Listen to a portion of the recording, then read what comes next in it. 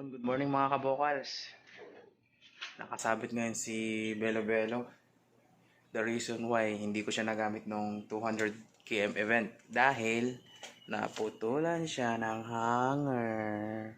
Kawawa naman. Kaya yun, naka-hanger siya ngayon. Ayusin na natin ngayon. Naka-order ako sa Shopee ng hanger.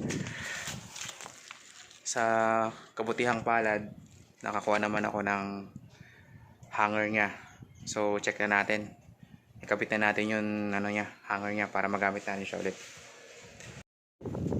Unbox review. Tingnan natin kung ano na siya. Ay, nabuksan na. Bad trip. Check natin. Oh, maganda yung packaging. Ito na.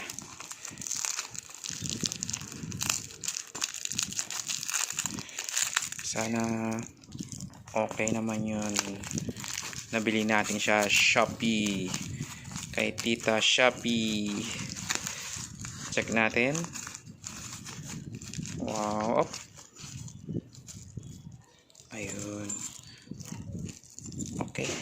May bago ng hanger si Sir Belo Belo. Check na natin.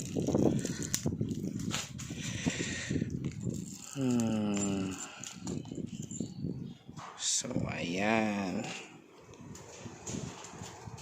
Natin. Alright. Match naman siya mga kabokals. Yun mga kabokals. Ito try na po natin kabit yun hanger ni Belo. Asan na yun nito? Nawawala eh. Ilaw ng hangin. Ayun. Nandito kasi tayo sa munting munting paraiso. Ay, nawawala. Asa na kaya yun isa? Isa na lang yung tornilyo.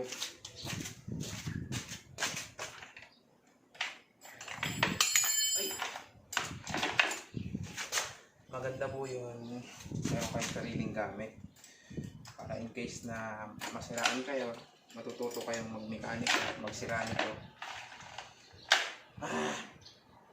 Oh, check.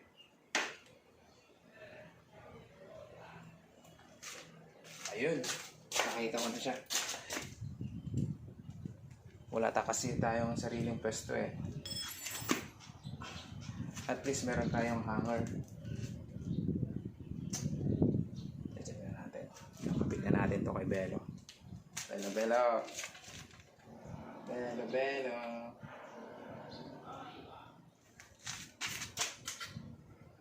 Sorry naman, baliktad pala.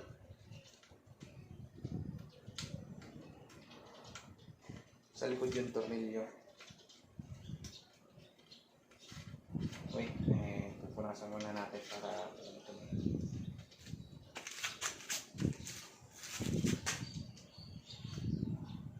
at least hindi na damage yung kanyang chain stay or tong hanger niya dito.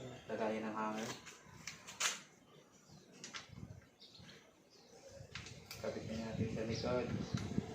Thank you kay Shopee. Baka naman. Ayan. Kapit na natin. Kapag long ride na tayo.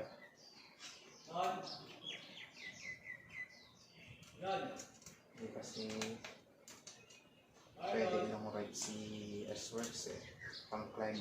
Kaya dalawa yung baby natin para may pang climb tayo tsaka pang long ride. Si Belo is pang long ride ko.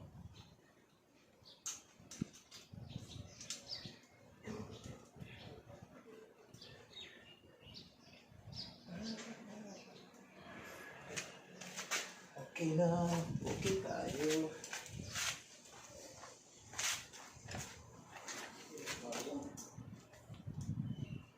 Maganda talaga yung sarili kang gamit.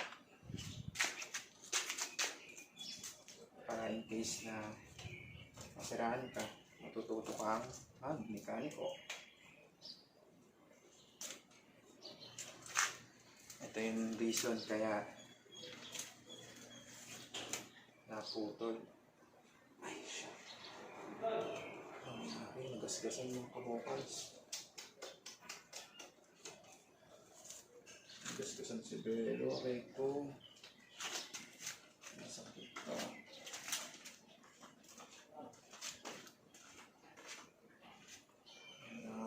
Masaklap, nagasgasan. Ito nga pala yung main reason kaya naputol yun, magic. Tingnan nyo.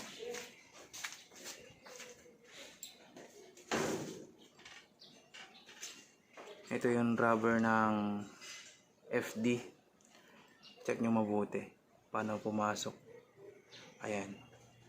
Ito yung rubber ng FD pumasok. Pasok mo na iba pagkatapos mo gamitin lang. Pumasok. Ayan mga kabokals. Magic yan. Kaya sumabit yung kadena. Tingnan mo. Taran! Walang butas. Walang butas. Taran! Paano pumasok sa kadena.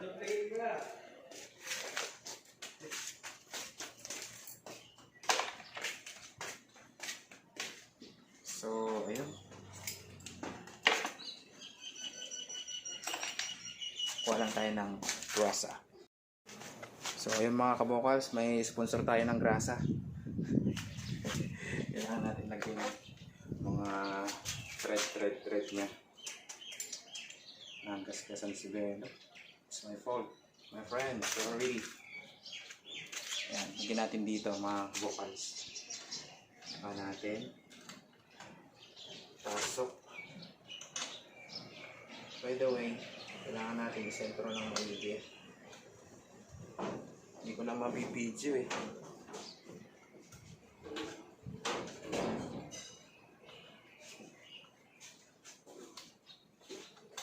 Ayun.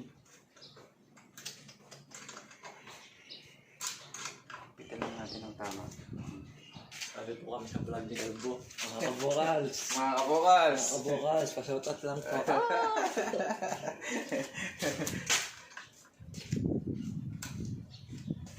Alright.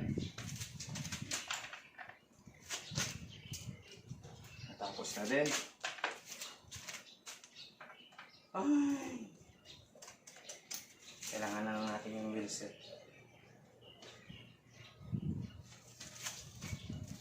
Kakabit na din natin yung crank.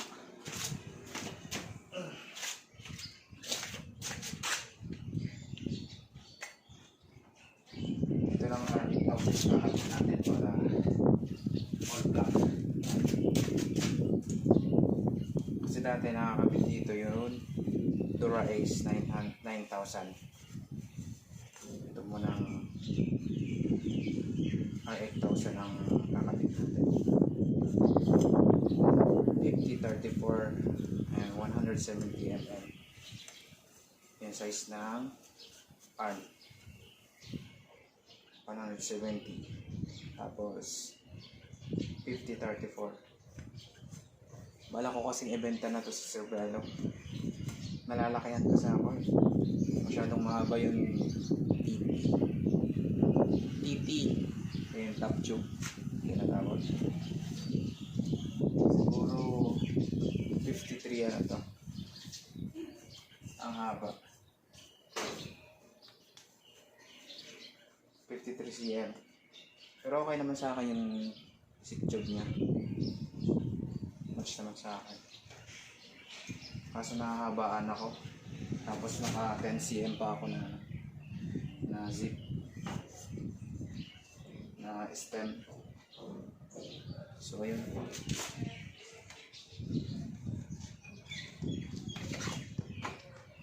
Oh, I forgot to put some grasa. Natin natin ng mga grasa yan mga kabukals. Para in case na umulan. Basta ng ulan eh. Basta-basta. Kakalawa. Ayaw na.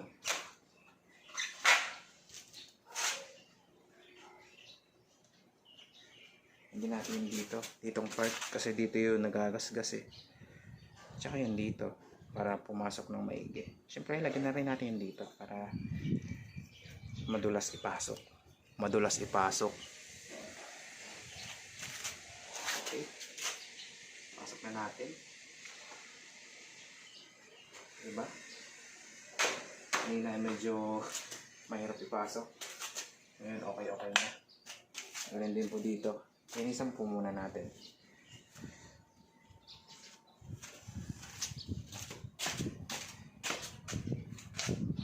Hindi nyo na makikita.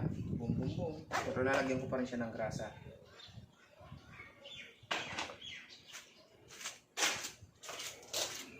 This part po. Yan. Paikot-ikutin. Suabe. Alright.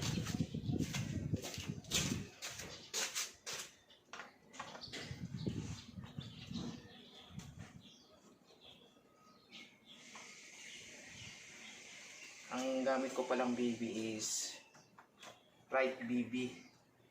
BB Right. Kasi ito, dito sa part ng crank, sa may ngipin, masyadong dikit.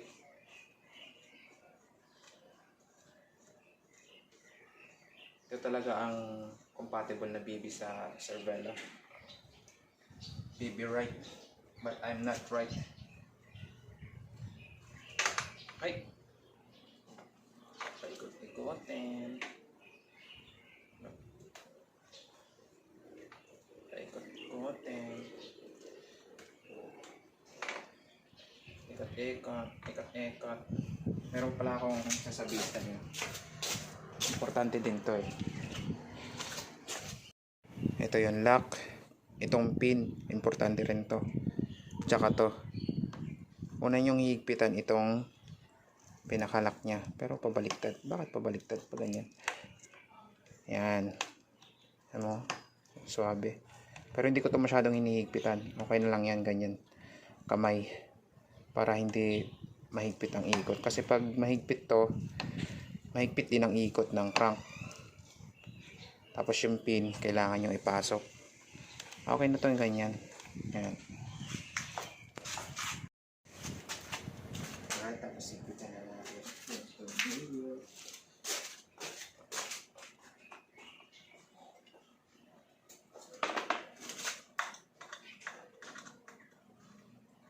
Yung paghigpit pala sa tornilyo is alternate para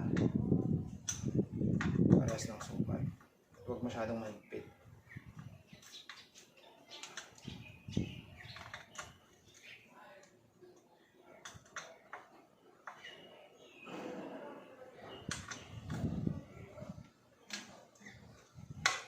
Uy, nakabasgasan yung belo-belo.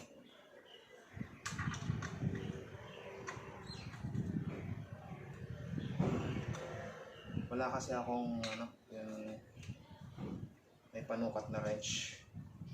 Kaya ginagawa ko is estimate na lang.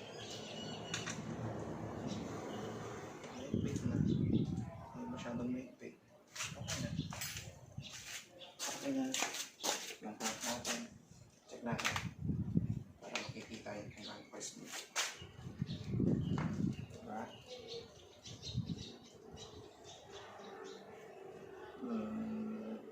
Smooth. Alright. Kakabit na natin yung wheel set. Hello.